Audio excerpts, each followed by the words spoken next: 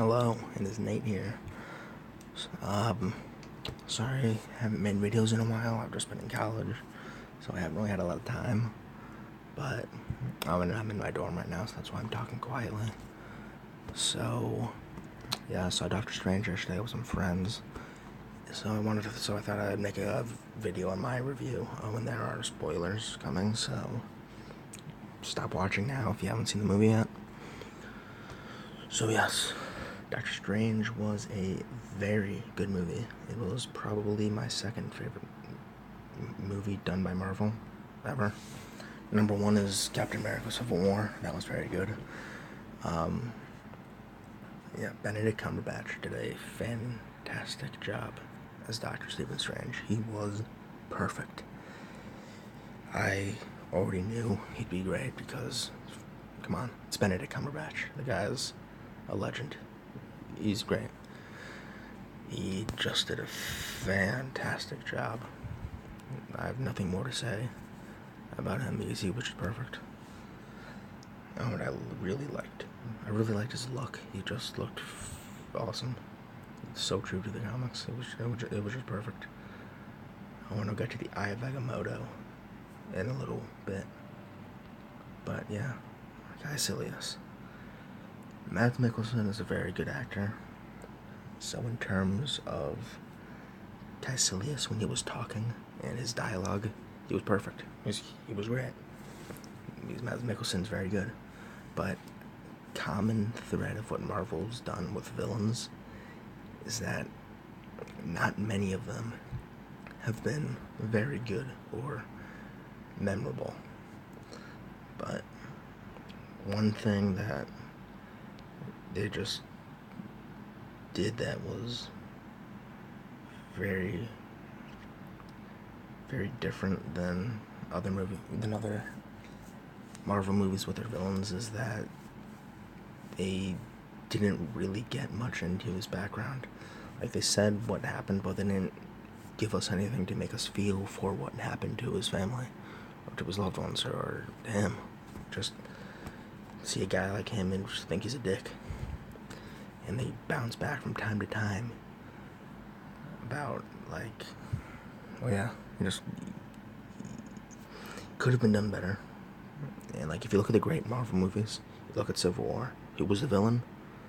Baron Zemo. He wasn't really anything special.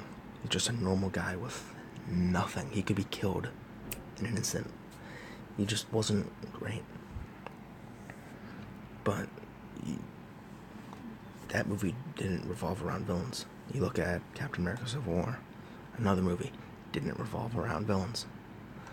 So they're, up until Doctor Strange, the movies that were great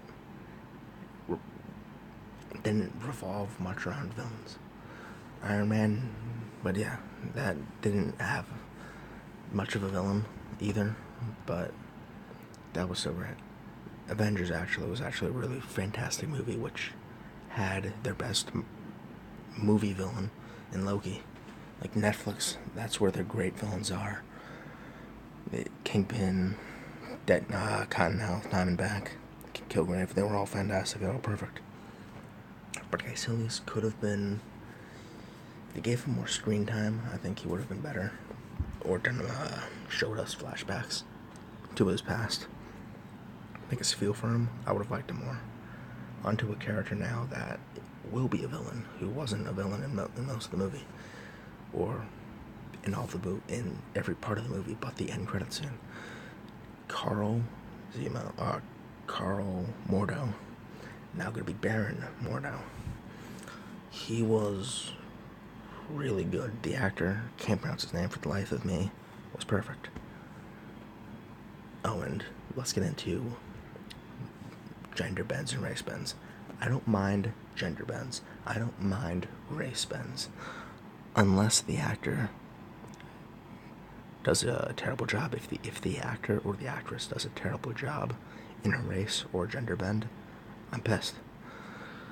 But I don't go into the movie with a clouded mind thinking, oh, I'm gonna hate this character because she's white and not an old Asian man like the Ancient One, or, oh, I'm gonna hate this because Baron Mordo is black and not white, like he is in the comics.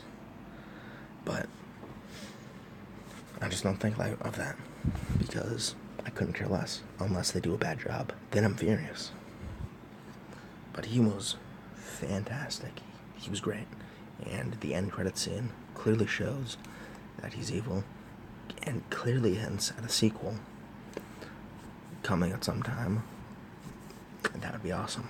Or at least him being involved in Infinity War, which I think he will be. No one of the Ancient One, I already said what I said about gender bends and race bends, so I'm not going to get into that again. But she was great. She was really good. Tilda Swinton's a great actress. I knew, too, that she'd be good because, oh yeah, she's a great actress. And she was great. So yeah, I'm really, really happy with that. Not happy that they killed her in one movie.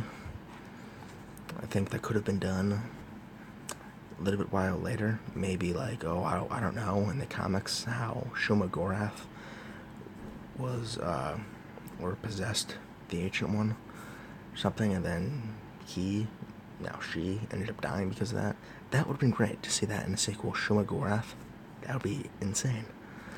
But yeah, not doing that storyline. That would have been cool though, but yeah, she was perfect. I really liked the visual effects in the movie too. Like seeing, this is Doctor Strange, if you can't tell, it's Steven. I really liked the visual effects in the movie. They were perfect. The CGI was used very well. And yeah, I just can't wait to see more of them. Now, Dormammu. Ooh.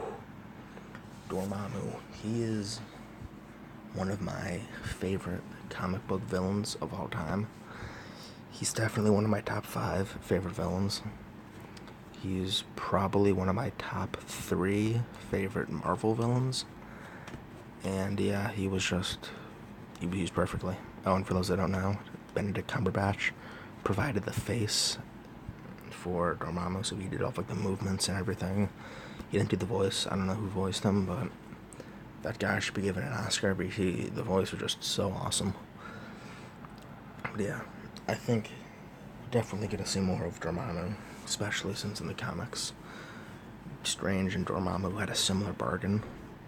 But later on, Dormammu realized that if Stephen Strange was dead, then he could come to Earth.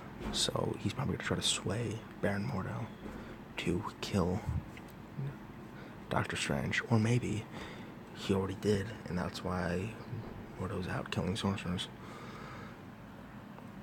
But yeah, we're definitely going to see Dormammu. We have most definitely not seen the last of Dormammu. We will see him again. Now this, Eye of Agamotto, is the time gem. One of the 6 infinity gems. Stones, gems, whatever you want to call them. So that is very cool, and if you see all of the infinity, and back to the collector, he told everything about each infinity gem, and it'll be cool to see how all 6 gems will be taken for Thanos, because boom, we saw in this teaser from Comic-Con, from San Diego Comic-Con in 2015, I believe, when they announced Infinity War was going to be a movie. They showed the scene of Thanos wielding the Infinity Gauntlet with all 6 Infinity Gems. God damn, is that beautiful. That is perfect. Oh, and they've also said from time to time that Infinity War is going to be based on the classic comic book story, Infinity Gauntlet, which happened to be 6 issues. So that's one of my, actually no, that is probably my favorite comic book story of all time. So that'll be very cool to see it be done. And something else very cool, each of the Infinity Gems with where they are, spells out Thanos. The space gem is in the Tesseract. The soul gem is with Heimdall and Asgard. Reality gem is the Aether. The time gem is I have Agamotto necklace. Power gem is the orb from Guardians of the Galaxy, and the mind gem is Loki's scepter, which later gave life to Vision. So he's gonna be killed in Infinity War without question. So yeah. Back to the movie though, it was a masterpiece. Marvel really did a fantastic job with this. I really didn't, going into the movie and when the movie was announced, I didn't know what to expect. Like, I didn't know if it would be able to be done with introducing magic and doing alternate dimensions, all that stuff, if they'd be able to do that in one movie. But I now have, after seeing Civil War, I have full faith that Marvel can do pretty much anything, because to introduce two huge characters in Black Panther and Spider-Man, who are two of their most popular characters ever. Spider-Man is their most popular character ever. To introduce them both in one movie and team up every character and introduce Ant-Man to the other characters besides 2 or 3 of them, Marvel can do anything. So they proved that too with this movie. It was just perfect. So yeah, it's my video, my review on Doctor Strange. I'm not gonna make a lot of videos, but I'll make a video whenever I see a Marvel or a DC movie or a Netflix series, or I finish a season of The Flash or something like that, or a big reveal is revealed in one of those shows. But if you have any comments, comment them. If there's any other videos you want to see me make, comment what you think. So yeah, probably gonna film a Luke Cage review actually right after I upload this one, because I know I saw Luke Cage over a month ago, but I have a great memory when it comes to stuff like this. So yeah, thanks for watching.